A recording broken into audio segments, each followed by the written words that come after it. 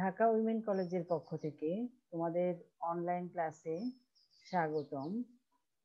আজকে আমি তোমাদের সাথে আছি চাঁদ সুলতানা, সহকারী অধ্যাপক, গার্হস্থ্য অর্থনীতি বিভাগ, ঢাকা উইমেন কলেজ, উত্তরা, ঢাকা। আমি আজকে তোমাদের যে বিষয়টি নিয়ে আলোচনা করব, ফ্যাশন, স্টাইল ও ডিজাইন, এটা হচ্ছে দ্বাদশ অধ্যায়। সবাই বই খোলো, বই খুলে দ্বাদশ অধ্যায় বের করো। ফ্যাশন, স্টাইল ও ডিজাইন, এই চ্যাপ্টারটি বের করো সবাই।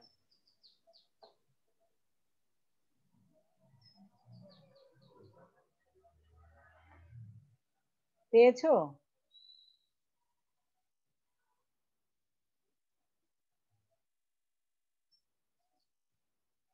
ফাতেমা আক্তার, হাবিবা?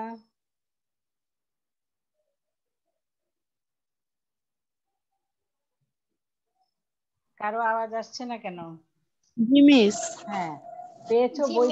হ্যাঁ, আচ্ছা। এখন তোমরা দেখো, মিউট করে ফেলো। হ্যাঁ, মিউট করে ফেলো। হাবিবা, মিউট মিউট করো।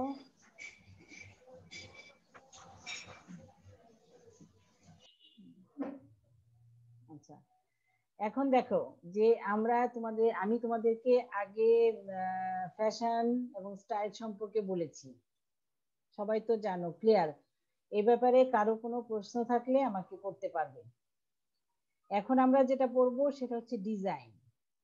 হ্যাঁ, ফ্যাশন করতে গেলে বা স্টাইল করতে গেলে যে কোনো বিষয়ে তোমার একটা ডিজাইন আমরা কিভাবে করতে পারি। যেমন এখানে ডিজাইনের সংজ্ঞা, আমরা কোনো কিছুকে সুন্দর এবং আকর্ষণীয় মানে একটা ড্রেস বা জামা, মানে এটাকে আবার একটু আরো আকর্ষণীয় করে তোলাকে আসলে ডিজাইন বলে। কিন্তু বইয়ের ভাষায় যখন তোমরা পরীক্ষার খাতায় লিখবে, তখন কিন্তু তোমাদেরকে অবশ্যই বইয়ের কথাটা সুন্দর করে লিখতে হবে।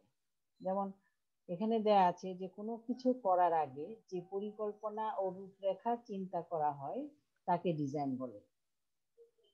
মানে আমরা কিন্তু যে কোনো কিছু করার আগে একটা পরিকল্পনা বা চিন্তা করি যে আমি আজকে এই কাজটা করব, তখনই আমাকে সকাল থেকে আমাকে চিন্তা করতে হবে, অথবা রাতে আমরা চিন্তা করে রাখি, যে পরিকল্পনা করে রাখি যে কাজটা আমি কিভাবে করব।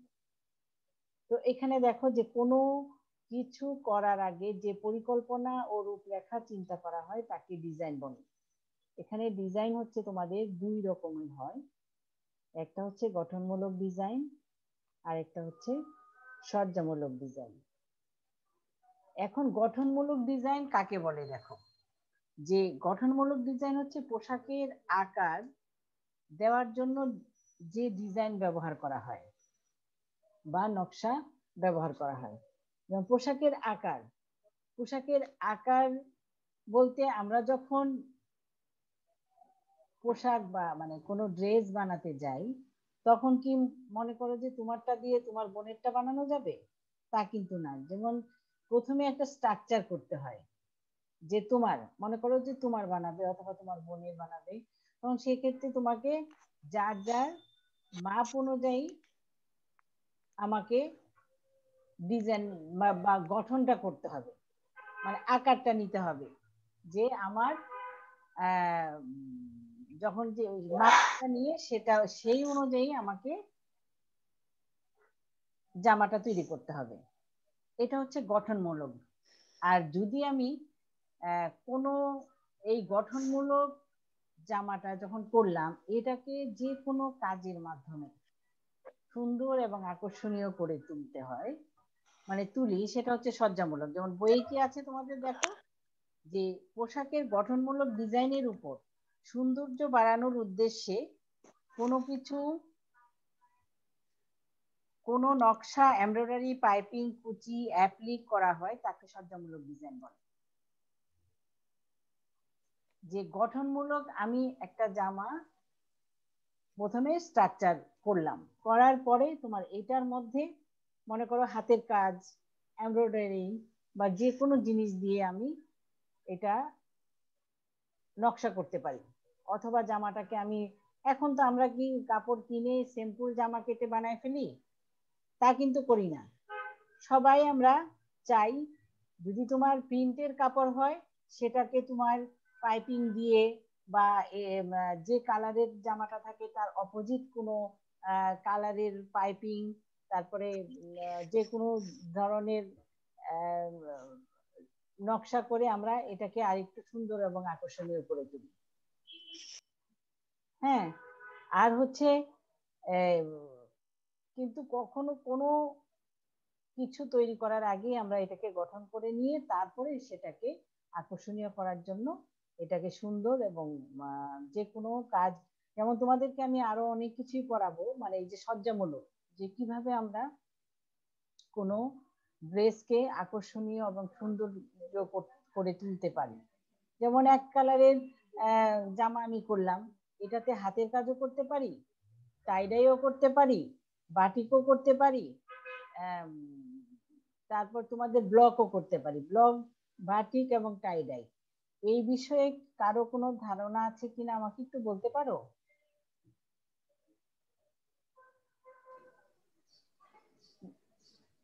জি ম্যাম। মানে টাইডাই, তারপরে বাটিক, ব্লক, এই সম্পর্কে এই ধরনের ড্রেস কি কেউ পড়েছো? যে টাইডাই ম্যাম পড়ছি কিন্তু মানে জানি না আসলে কিভাবে বানায়। বানায় না সেটা, হ্যাঁ ঠিক আছে, এটা আমি এইটুক জানলেই হবে, এটা আমি পড়াবো তোমাদের। মানে এই তিনটা জিনিসই আমি ডিটেলসে তোমাদের পড়াবো, তোমরা ইচ্ছে করলে নিজেরা কিন্তু হাতে তৈরি করতে পারো। হ্যাঁ, যেমন তোমাদের কি হয়, যেমন আমরা একটা কলেজের ড্রেস। ম্যাম আসসালামু আলাইকুম। হ্যাঁ, ওয়ালাইকুম সালাম। এতক্ষণ পরে মিউট করো, ক্লাস অ্যাটেন্ড করো। এখন শোনো, যে একটা মনে করো এক কালারের তোমার একটা জামা ছিল, এখন এটা কি করবে, এটা কোনো কারণে নতুন জামা, এটার মধ্যে কালি অথবা কলমের কালি বা যে কোনো একটা তরকারির ঝোল লেগে তোমার জামাটা নষ্ট হয়ে গেল, তখন কি এটা কি ফেলে দেওয়া যাবে? একটা নতুন ফেলে দিবে তুমি? না ম্যাম।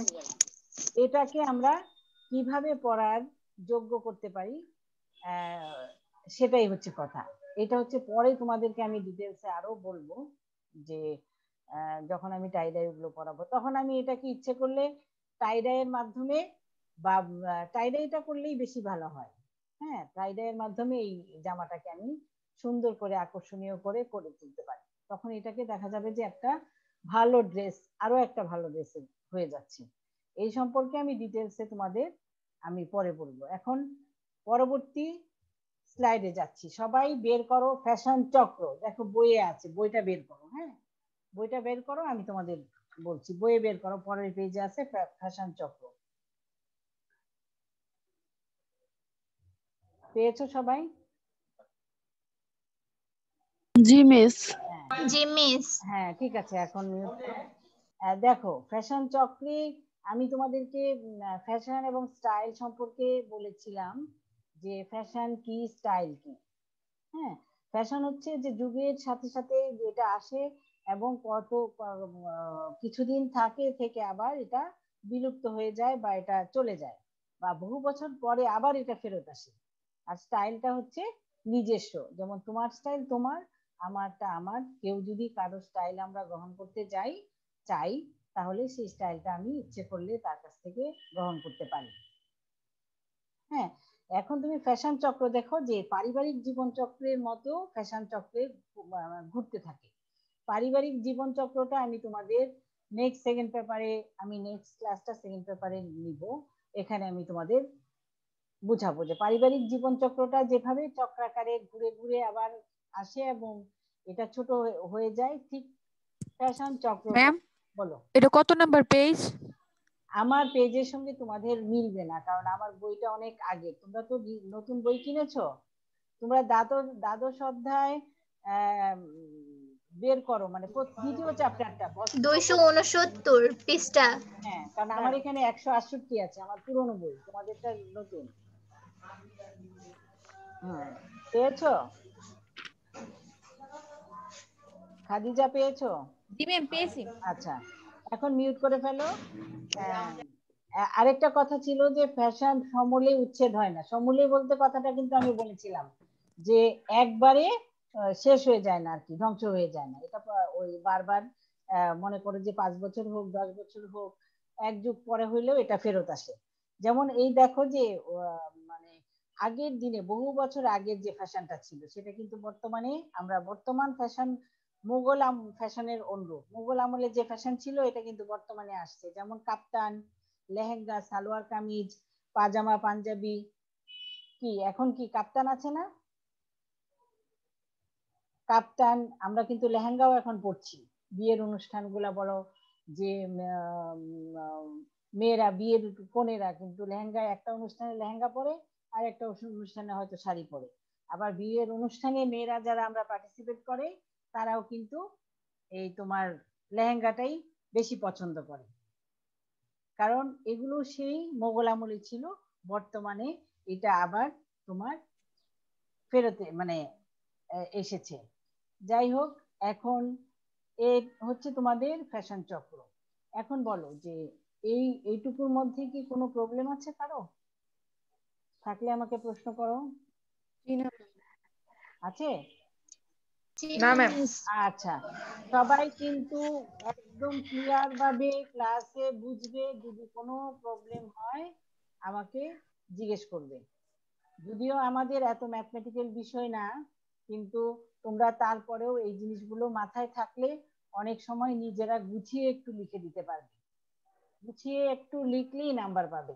আর তোমাদের কিন্তু ভুলেই গেলাম যে নেক্সট হয়তো তোমাদের 20 মার্কসের একটা মান্থলি পরীক্ষা হবে।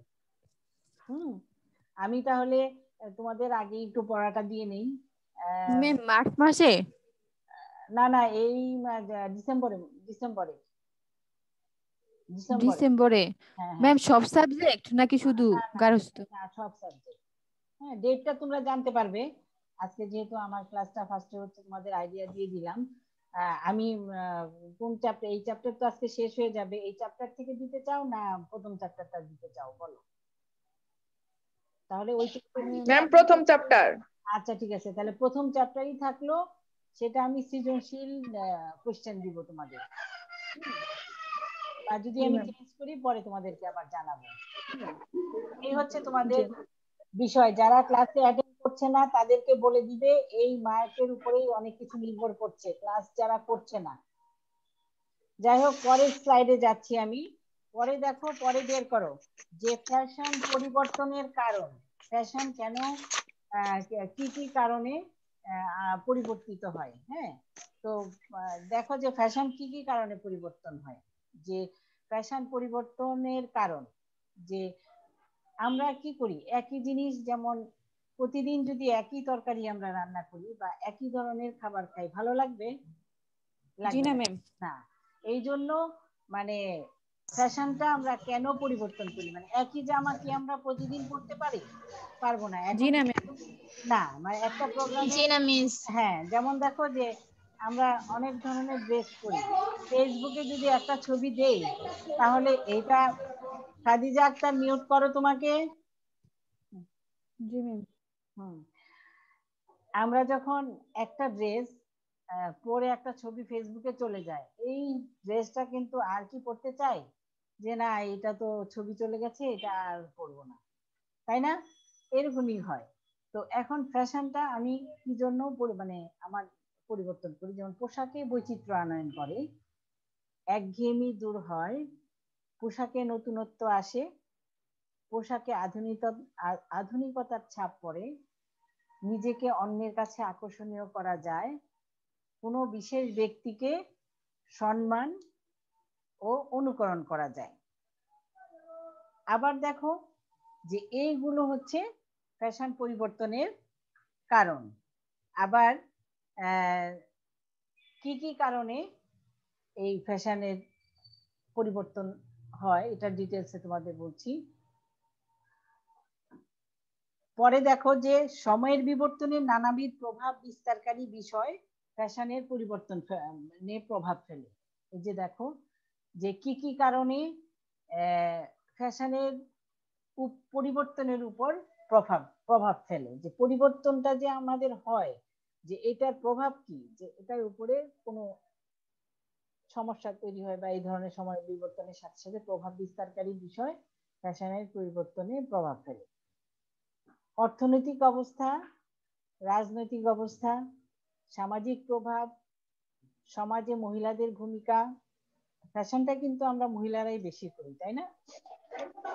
জি ম্যাম। বিভিন্নভাবে বস্ত্রশিল্পের উন্নয়ন, বিজ্ঞাপন, শিক্ষা ব্যবস্থা, কর্মক্ষেত্রের বিস্তৃতি, এইগুলো হচ্ছে তোমার প্রভাব বিস্তারকারী বিষয়। এইগুলো তোমরা যে বইয়ে আছে, বই থেকে ডিটেলসে বিস্তারিত মানে পড়ে নিবে। তারপরে দেখো যে পোশাকে বস্ত্র শিল্পের উন্নয়ন ও ফ্যাশনের ভূমিকা, এটা তোমরা কিন্তু নিজেরা বই থেকে পড়ে নিবে, এটা হচ্ছে তোমাদের নিজেরা পড়বে। আর এখন আমি যেটা তোমাদের পড়াবো, পোশাক নির্বাচন ও ক্রয়, এটা কিন্তু খুবই গুরুত্বপূর্ণ একটা জিনিস, যে আমরা পোশাক নির্বাচন করব কোন কোন বিষয়ের উপরে বিবেচনা করে। আমরা মনে করো যে গেলাম, আমার একটা 10,000 টাকার ড্রেস পছন্দ হলো, চট করে নিয়ে আসতে পারবো? বলো, তোমার যে কোনো ড্রেস নিয়ে আসতে পারবা প্রথমে চিন্তা করে? আমরা যখন কোনো ড্রেস কিনতে যাব, মারুফা, খাদিজা একজন বলো, যে আমরা যখন পোশাক কিনতে যাব প্রথমে কোন বিষয়টার দিকে খেয়াল রাখবো? খাদিজা তুমি মিউট করে রাখো, তুমি তোমার ওখান থেকে অনেক আওয়াজ আসছে। এখন পোশাক নির্বাচন কোন কোন বিষয়ের দিকে খেয়াল রাখবো? প্রথমেই আমাকে পরিবারের আয়ের উপর বিবেচনা করতে হবে, তাই না? যে আমার বাড়ির আয় কতটুকু, আমার বাসায় আমার বাবা হোক, যে আমাদের পরিবার ব্যবস্থাপক, গৃহ ব্যবস্থাপনায় তোমরা পড়েছো, যে ব্যবস্থাপক থাকে বা বাসা পরিচালনা করে, উনি পরিবার বস্ত্র বাবদ আমাদের কতটুকু খরচ রেখেছে, আমাদের বাজেট আছে কিন্তু হোম ম্যানেজমেন্টে।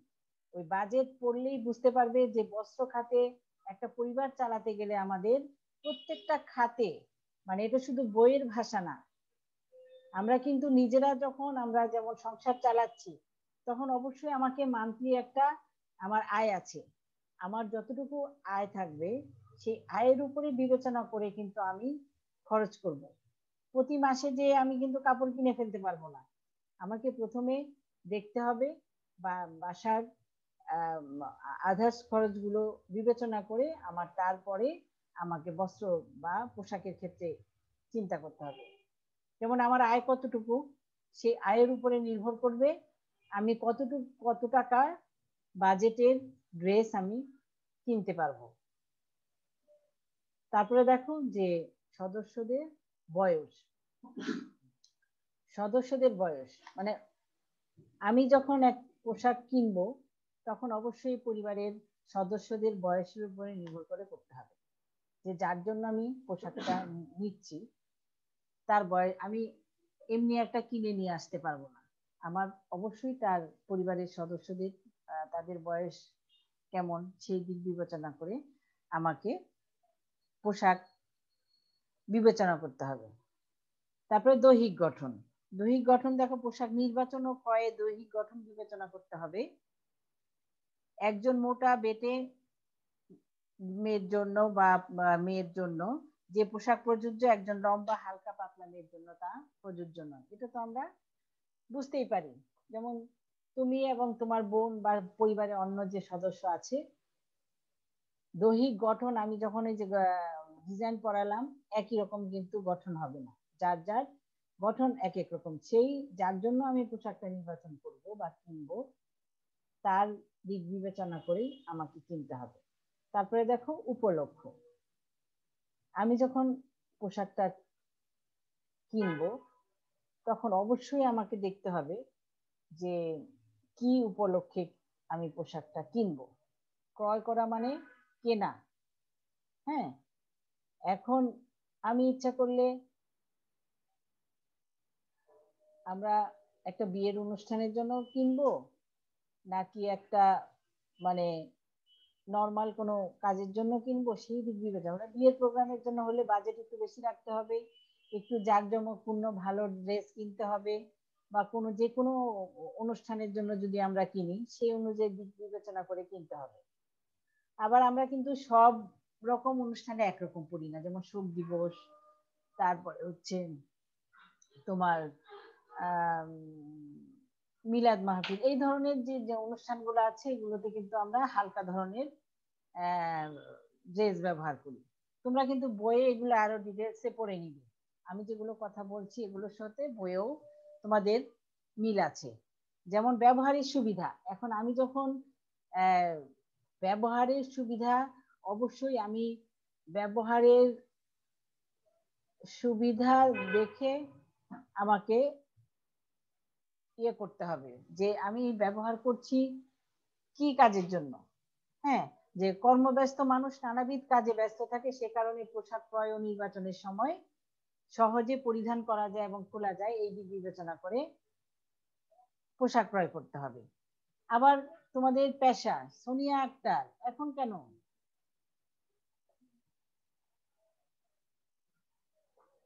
ব্যবহারের সুবিধা তার পেশা, পেশা বিষয়টা কি তোমরা বইয়ে দেখো যে পেশা হচ্ছে আমি, যেমন আমি চাকরি করি, মানে যেহেতু আমাকে প্রতিদিনই কলেজ যেতে হয় বা বের হতে হয়, আমার একটু পোশাকের খরচ একটু বেশি হবে, যে ঘরে থাকে তার একটু কমই হবে। এবং আমার যদি আবার ড্রেস থাকতো কলেজে, যে না এই ধরনের স্কার্ট এই ধরনের শাড়ি একই রকম যদি হয় তাহলে আমার আরো খরচ কমে যেত ড্রেস। কিন্তু যেহেতু আমার কোনো ড্রেস বাধ্যতামূলক না, আমরা কলেজে শাড়ি পরে যাই, আমাদের শাড়ি লাগে অনেক। হ্যাঁ, আবার কোনো কোনো যারা ডাক্তার, তারপরে মনে করো নার্স, তারপরে তোমার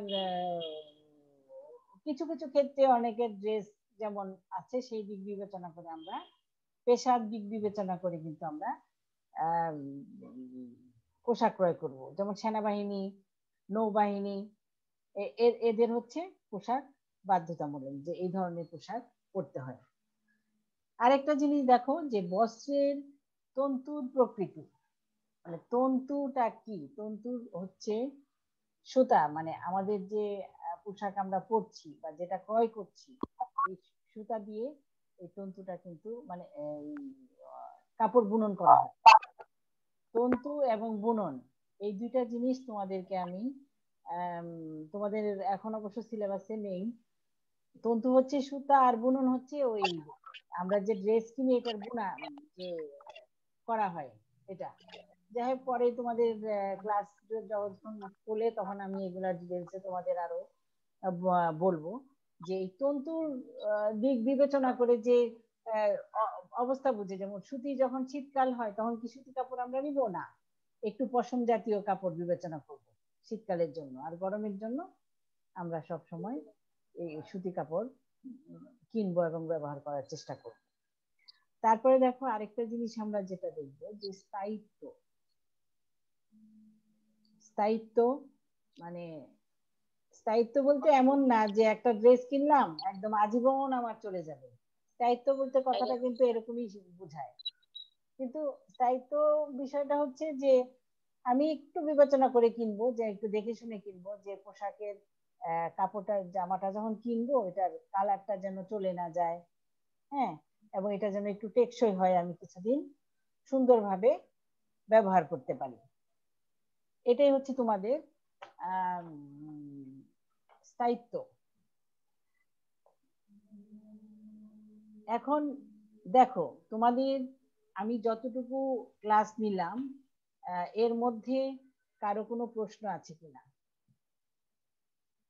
এই চ্যাপ্টার কিন্তু তোমাদের শেষ হলো।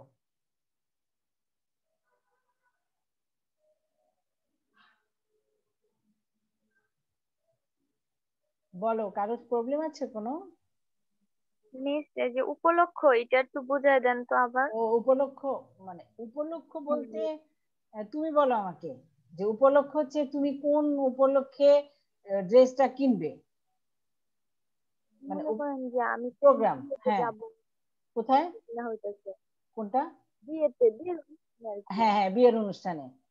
হ্যাঁ, তুমি বিয়ের অনুষ্ঠানে যাবে তখন তোমার সেই অনুযায়ী কিনবে। যদি তুমি লেহেঙ্গা পরতে চাও তাহলে লেহেঙ্গা কিনবে, যদি শাড়ি পরতে চাও তাহলে শাড়ি কিনবে। যদি মনে করো যে এখন তো আমাদের অনেক কিছুই আছে, সারারা আছে, বিভিন্ন ধরনের ড্রেস আছে, তোমার যেটা পছন্দ তুমি সেই অনুযায়ী বিবেচনা করে কিনবে। আর ওই যে বললাম যে যদি আমরা উপলক্ষ বলতে আমি কোথায় যাচ্ছি, আমি কি প্রোগ্রামে অ্যাটেন্ড করতে যাচ্ছি সেই দিক বিবেচনা করে আমি ড্রেসটা কিনবো। তুমি বিয়ে উপলক্ষ হলে বিয়ে, যেমন ঈদ হলে আমরা বিভিন্ন ঈদ বা আমাদের অনুষ্ঠান আছে, যেমন পয়লা বৈশাখ আছে, তারপরে তোমার ওই পয়লা ফাল্গুন আছে। সেক্ষেত্রে কি করব, পয়লা ফাল্গুন হলে আমরা হলুদ ড্রেস, হলুদ চিন্তা করব। আর পয়লা বৈশাখ হইলে আমি তোমার লাল সাদা চিন্তা করব। বিয়ে হইলে একদম জাঁকজমক, যেটা পুঁতি টুতি ব্যবহার করা হয় বা অনেক যেটা আমাকে ভালো লাগবে, স্মার্ট বা মার্জিত, মানে সবটা দিক বিবেচনা করেই আমাকে করতে হবে। বুঝতে পেরেছো? জি মিস। আচ্ছা, যাই হোক, এখন তোমাদের আমার টাইম শেষ। ধন্যবাদ দিয়ে তোমাদের ক্লাস শেষ করব। আর আমি কোয়েশ্চেন সম্পর্কে তোমাদের আর আলোচনা আজকে আর করছি না, নেক্সট ক্লাসে দেখি আমি একটু কোয়েশ্চেন আলোচনা করে দিব। ঠিক আছে? আর সেকেন্ড পেপার বই সবাই সাথে রাখবে, প্রথম চ্যাপ্টারটা একটু পড়ে আসবে।